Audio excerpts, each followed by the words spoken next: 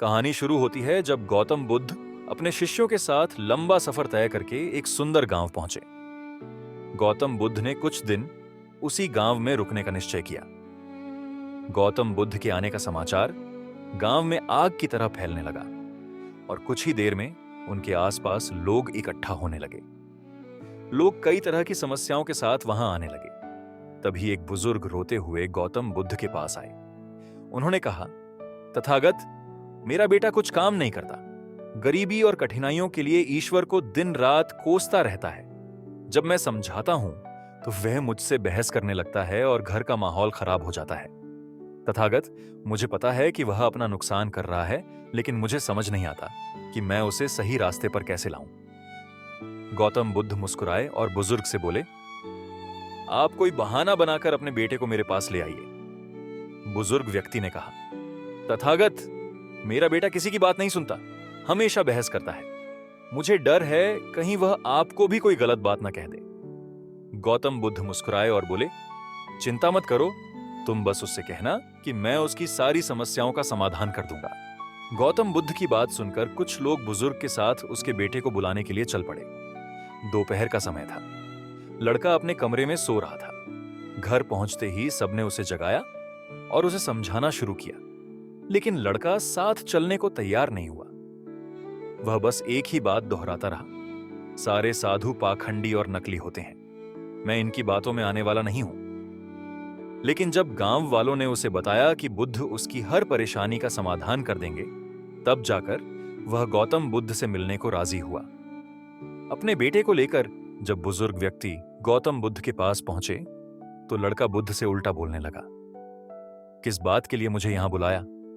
अगर आप यह चाहते हैं कि मैं ईश्वर को कोसना बंद कर दूं, तो मैं ऐसा कभी नहीं करूंगा, क्योंकि ईश्वर ने मुझे इस बेकार शरीर के अलावा क्या दिया है?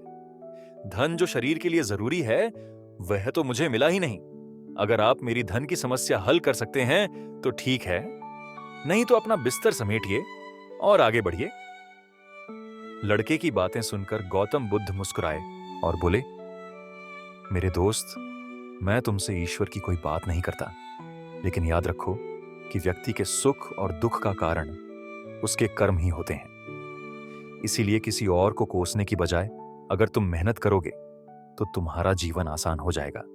गौतम बुद्ध की बात सुनकर वह लड़का आग बबूला हो गया और कहने लगा, मुझे आपके भाषण से तो नींद आ रही है, इससे तो अच्छा मैं घर में सो रहा था। मैं यहां सिर्फ आपसे मदद के लिए आया हूं। अगर आप मेरी समस्या हल कर सकते हैं तो कहिए, नहीं तो गांव से चले जाइए। गौतम बुद्ध थोड़ी देर शांत रहे और समझ गए कि यह लड़का बहुत अड़ियल किस्म का है। फिर गौतम बुद्ध उस लड़के से बोले, मैं एक राजा को जानता हूं और तुम्हें उससे धन दिलवा सकता हूं, जिससे तुम न केवल व्यापार कर सकोगे बल्कि इतना धन मिलेगा कि तुम अमीर बन जाओगे। लेकिन बदले में तुम्हें भी उसे कुछ देना होगा। लड़का बोला, मैं राजा को क्या दे सकता हूं? मेरे पास तो कुछ भी नहीं है। गौतम बुद्ध ने कहा, राजा का एक पुत्र है जो जन्म से ही नेत्रहीन है। राजवैद्य ने कहा है कि अगर राजकुमार को किसी जीवित व्यक्ति की आंखें मिल जाएं, तो वह ठीक हो सकता है। अगर तुम अपनी दोनों आंखें राजकुमार को दे दो तो राजा तुम्हें तुम्हारे वजन के बराबर सोने के सिक्के देंगे। फिर तुम अपना जीवन आराम से बिता सकोगे। यह सुनते ही डर के कारण लड़के ने अपनी आंखों पर हाथ रख लिए और जोर से कहा, यह आपकी क्या बोल रहे हैं? जीते जी कोई अपनी आंखें कैसे दे सकता है? कोई कितना भी धन क्यों ना दे, मैं अपनी आंखें भी नहीं दे सकता। गौतम बुद्ध बोले, कोई बात नहीं, अगर तुम दोनों आंखें नहीं देना चाहते तो सिर्फ एक आंख दे दो, फिर भी मैं तुम्हें तुम्हारे वजन के बराबर सोने के सिक्के दिलवा दूंगा। वह लड़का फिर गुस्से में बोला, आप ये कैसी बातें कर रहे हैं? मुझे सोने के जितने भी सिक्के मिल जाएं, मैं अपनी एक भी आंख नहीं दे सकता। मेरी आंखें अनमोल हैं। गौतम बुद्ध ने कहा, अगर तुमको और धन चाहिए तो बोलो, राजा मना नहीं करेगा। लड़का बोला, मेरी आंखें अमूल्य हैं, कृपया आप ये कहना बंद कर दें। मुझे किसी भी कीमत पर अपनी आंखें में नहीं बेचनी। लड़के की बात सुनकर गौतम बुद्ध ने कहा, मेरे प्यारे दोस्त, अभी कुछ समय पहले ही तुम अपने शरीर को बेकार कहकर कोस रहे थे और अब तुम कह रहे हो कि तुम्हारी आंखें अनमोल हैं। आंखें तुम्हारे शरीर का छोटा सा हिस्सा है। अगर तुम्हारी आंखें अनमोल हैं, तो तुम्हारा शरीर कैसे बेकार हो सकता है?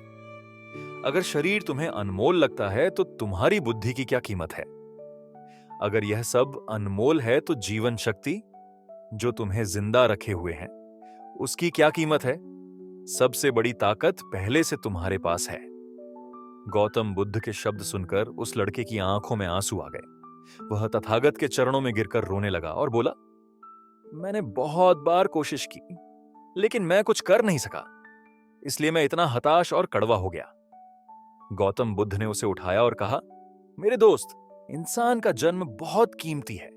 केवल इंसान के पास ही इतना विवेक होता है कि वह सही और गलत में अंतर कर सकता है। ताकतवर पशु पक्षियों को भी यह स्वतंत्रता प्राप्त नहीं है।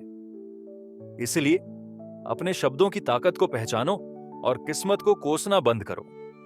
जब हमारे जीवन में कठिनाइयां आती हैं, तो हम नकारात्मक हो जाते हैं और भूल जाते हैं कि हमारे पास कितनी सारी कीमती योग्यताएं या अतः हैं।